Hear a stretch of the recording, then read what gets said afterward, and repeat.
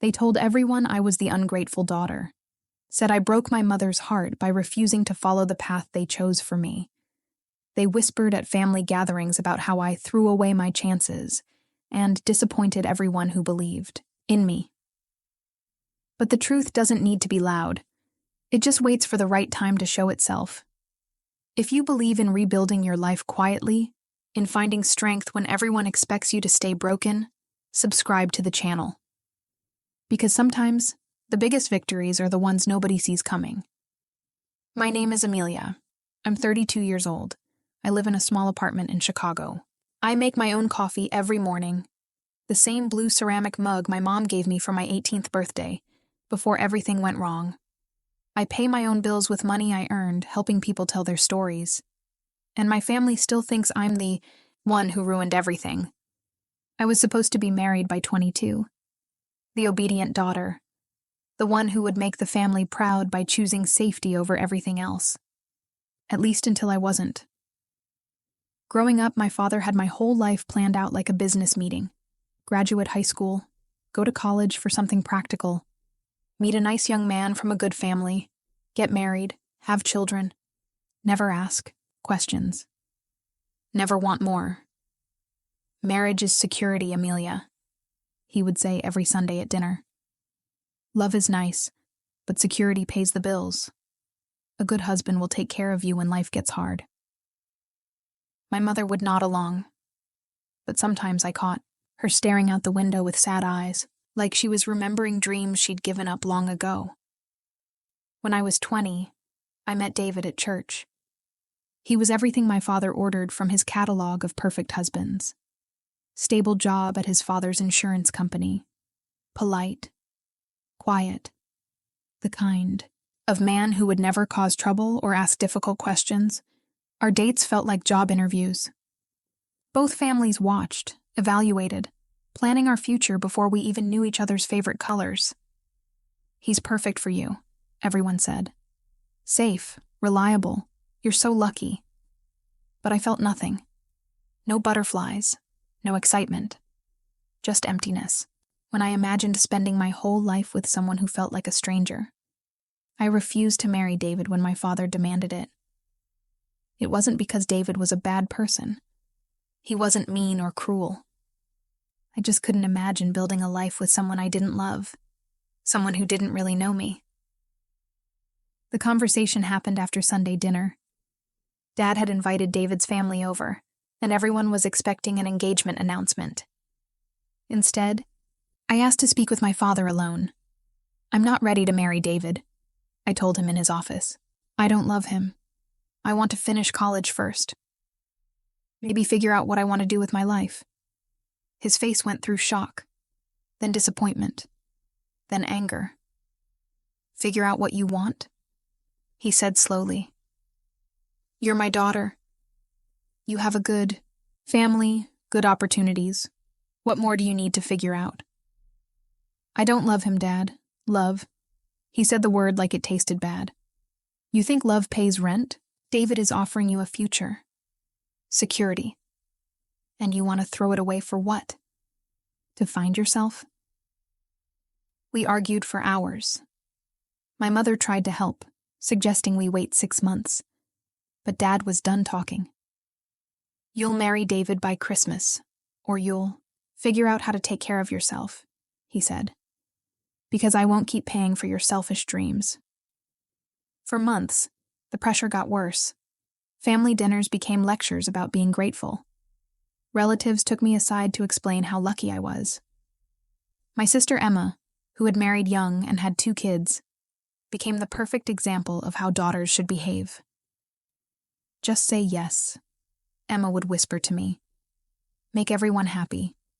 Maybe love will come later. But I couldn't do it. Every time I imagined saying I do to David, I felt like I was drowning. The pressure became too much. My father stopped paying for college. He took away my car. Made it clear that every day I said no was another day I was disappointing the family. In a moment of weakness, I said yes. The engagement party was planned before David even proposed. Everyone cried happy tears except me.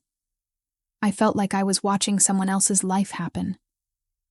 The wedding was everything my parents wanted. White dress, church ceremony, reception at the country club. I smiled through every photo, danced to songs that meant nothing to me, and accepted congratulations from people who seemed genuinely happy. But you can't build a marriage on other people's expectations. David and I were strangers playing house, trying to create love from politeness and hope. "Maybe this will work," David said on our honeymoon, his voice uncertain. "My parents say love grows with time." We both tried. He brought me flowers. I cooked his favorite meals. We went through the motions of being married while feeling like roommates who barely knew each other. 6 months later, we were sleeping in separate bedrooms, not from anger, but from the honest recognition that we had nothing to build on. The divorce was quiet and quick. No drama, no fighting. Just two people admitting that forcing love never works. My father's reaction was swift and cruel. "I told you this would happen," he said when I called to tell him about the divorce. His voice carried satisfaction, like he was happy to be right. "Now look at you. Damaged. A failure. Just like I predicted." That's when I learned something important. Some people need you to fail so they can feel right about their choices. 3 years after the divorce, I became the family cautionary tale. Every conversation included updates on my situation. My mother would sigh when relatives asked about me. "She's finding herself," she'd say, like those words tasted bitter. I stopped going to family events, not because I was angry, but because I was tired of being everyone's example of what not to do. During those quiet years, something unexpected happened. I started building a life that actually felt like mine. I went back to school for graphic design, started doing freelance work, found clients who valued what I created, made friends who celebrated my small wins instead of waiting for me to fail. Most importantly, I learned to be alone without being lonely, to make decisions based on what felt right, not what looked right to other people. And then Mom got sick. The call came on a Tuesday morning. Pancreatic cancer. Stage 4. The doctors gave us weeks, maybe a month or 2. I dropped everything. Took time off work, spent every day at the hospital, held her hand through treatments that left her weak and scared. During those long afternoons in hospital rooms, we finally had the conversations we should have had years earlier. "I'm proud of you," she whispered one day, her voice barely louder than the machines around us. "For trying to live your own life. I never had that courage. But Dad says I failed, Mom. That I disappointed you." She squeezed my hand with whatever strength she had left. "Your father's afraid of anything he can't control. But you kept going even when we stopped believing in you. That's not failure, sweetheart. That's strength."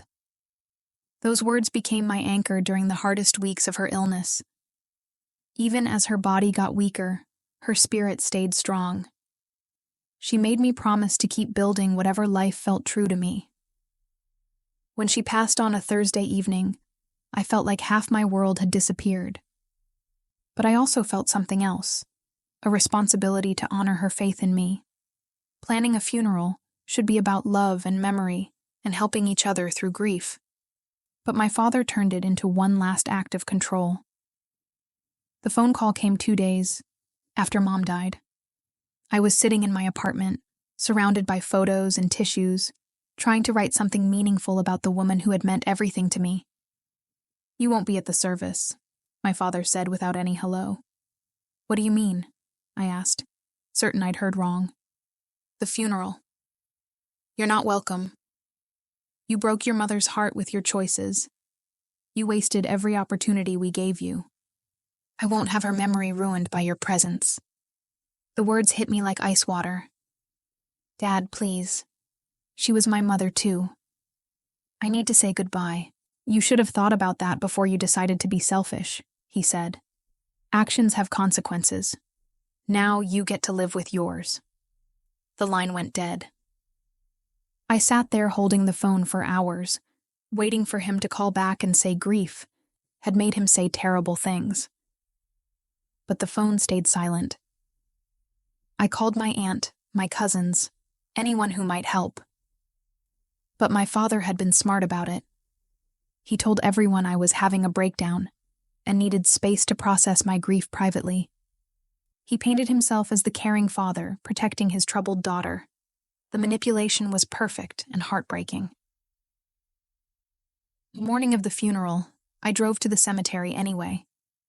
I parked across the street from the chapel, watching through my car window as people I'd known my entire life gathered to honor my mother. I saw relatives, family friends, neighbors who had watched me grow up. I saw flowers and black suits and people passing tissues to each other. I saw everything except the inside of that chapel, the casket that held the woman who had finally learned to believe in me. My father stood at the entrance, greeting people with dignity and grace. For a moment, he looked so broken that I almost got out of the car, almost walked over and tried one more time to fix things between us. But then he looked toward my car. Our eyes met across the street, and his face turned cold. He turned his back to me on purpose, a final rejection that left no room for doubt. I sat in that car for 3 hours, crying until my chest hurt. I watched them carry my mother's casket to the grave. I watched them lower her into the ground while I stayed outside, cut off from the most important goodbye of my life. That night, I went to the cemetery alone. I knelt beside the fresh dirt with grocery store flowers, simple daisies that seemed too small for such a huge loss. "I'm sorry I wasn't there today, Mom," I whispered to the ground. "I'm sorry I couldn't protect you from his anger, even in death. But I promise you something. I won't let this break me. I won't let him win."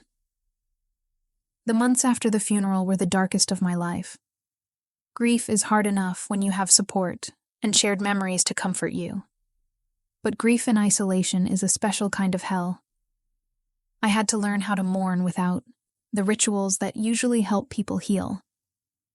I had to find ways to honor my mother's memory without family stories and community support. Slowly, very slowly, I began to understand something powerful. This wasn't just about surviving. It was about proving that love doesn't need permission to exist. I threw myself into work with an energy that surprised me. My freelance design business started growing. Clients began telling other people about me. My portfolio filled with projects I was genuinely proud of. I wasn't working to forget my grief. I was working to honor my mother's belief that I could build something meaningful with my own hands. 6 months after the funeral, I got my first big break, a contract with a nonprofit that helped women leaving abusive relationships. They needed someone to redesign their website, their brochures, everything about how they talk to the public. The work felt like more than just design. It was about helping women tell their stories, find their voices, rebuild their lives from scratch. Women who, like me, had learned that sometimes the people who are supposed to love us put conditions on that love. As I worked with these women, I started to see my own story differently. I wasn't the failure my family painted me as. I was a survivor who had chosen honesty over approval, growth over comfort. The campaign I created was simple but powerful. Instead of showing women as victims who needed saving, I showed them as survivors, who were rebuilding. The message wasn't "get help," it was "get your life back." 2 years after the funeral, something happened that changed everything. I was working late when my phone rang. The caller ID showed Emma's name, my sister, who hadn't spoken to me since the day I was banned from Mom's funeral. "Amelia?" Her voice sounded strange, uncertain. "Hi, Emma. I need to tell you something. I saw your work." I froze. "What do you mean?" "The campaign you did for the New Beginnings Women's Center. It's everywhere. Billboards, social media, the news. They're saying it's one of the most powerful domestic violence awareness campaigns the city's ever seen." I hadn't known it had gotten that much attention. I'd been too focused on the work itself. "People are sharing their stories," Emma continued. Women are calling the hotline. Your design, it's actually saving lives, Amelia. There was a long pause. I had no idea what you were doing, she whispered. I thought you were just struggling, but you built something important. Something that matters. You never asked, I said quietly. I know, and I'm sorry. That conversation opened a door I thought had been locked forever. Emma started calling regularly. Not to fix everything immediately, but to actually get to know the person I'd become during those years when the family had written me off. She told me that Dad had been struggling since Mom's death, that the house felt empty and cold, that he sometimes stood in Mom's garden, just staring at nothing. He won't admit it, Emma said, but I think he knows he made a mistake. About the funeral. About you. 3 years after Mom's death, I was invited to speak at a conference about using creativity for social change. It was small, maybe 200 people in a community college auditorium, but it felt huge to me. I talked about finding purpose in pain, about how the worst moments of our lives can become the foundation for our most meaningful work. I shared my mother's story, my exile from her funeral, the way grief had taught me that love doesn't need an audience to be real. When I finished, the room stood to applaud. Not polite clapping, but the kind that comes from recognition, from people who understood that sometimes our greatest victories are built on our deepest losses. After the event, a woman approached me with tears in her eyes. My daughter left an abusive marriage last year, she said. Your New Beginnings campaign gave her the courage to call the hotline. I wanted to thank you. You saved her life. I drove home that night thinking about how far I'd traveled from that broken girl sitting outside a funeral she wasn't allowed to attend. Not in miles, but in spirit. I had become someone my mother would be proud of. Not because I followed the rules, but because I learned to write my own. 6 months later, my phone rang on a Sunday morning. I almost didn't answer. I was having coffee in my apartment, reading, enjoying the peaceful quiet that had become my sanctuary. But something made me pick up. Hello, Amelia. My father's voice was different, smaller somehow, less certain. I hadn't heard from him since that terrible phone call about the funeral. Hello, Dad. I've been thinking about your mother, he said, his voice shaky in a way I'd never heard before. About what she would want, about mistakes I might have made. I looked around my apartment, at the awards on my wall, the photos with friends and colleagues, the life I'd built entirely on my own terms. People in town have been talking, he continued, about your work, about the women you've helped. They say you're making a real difference. People talk. Of course they did. In our small community, my success hadn't gone unnoticed. The daughter he'd written off as a failure was now being discussed as someone who mattered. Your mother always said you were stronger than I gave you credit for, he said finally. Maybe it's time I listened to her. We didn't fix everything in one conversation. Healing that kind of damage takes time, patience, and willingness to keep trying even when it's uncomfortable. But we started talking regularly, carefully at first, awkward conversations about the weather and current events. Then gradually deeper, as we learned how to communicate without the old patterns of control and rebellion. Dad started following my work, reading articles about my campaigns, even donating to some of the organizations I worked with. He never said it directly, but I could tell he was trying to understand the world I'd built.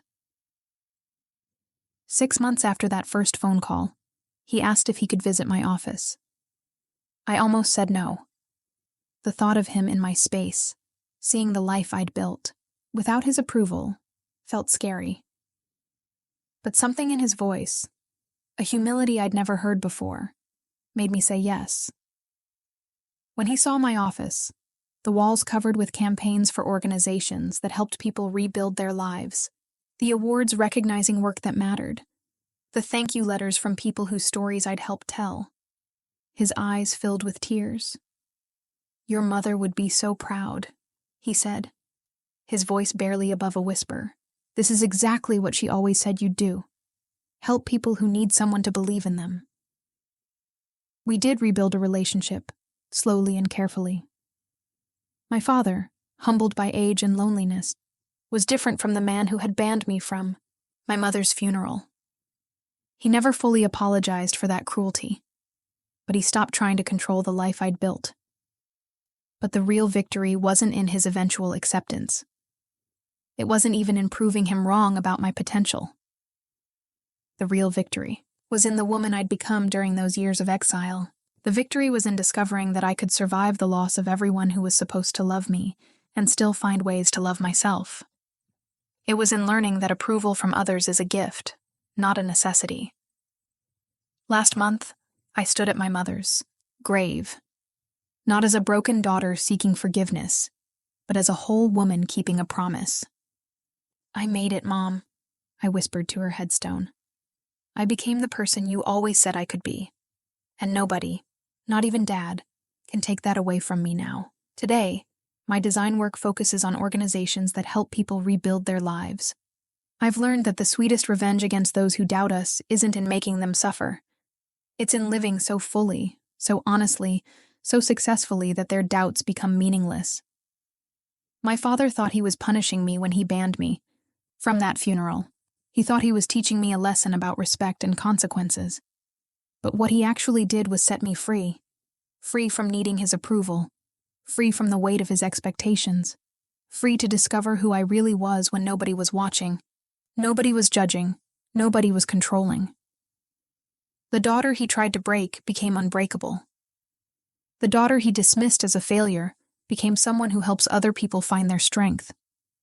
The daughter he silenced found her voice, and uses it to remind others that they're worth more than other people's limited vision of their potential.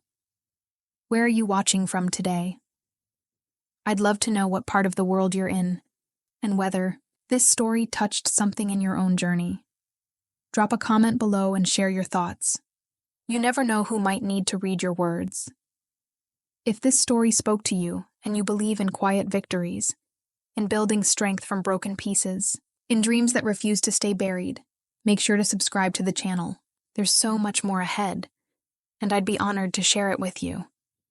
Thank you, truly, for being here. Until next time, stay persistent, stay real, and remember, your story is still being written. Even when it feels like everyone has given up on you, even when the door slams shut, even when you're sitting outside looking in, that's when your real story begins.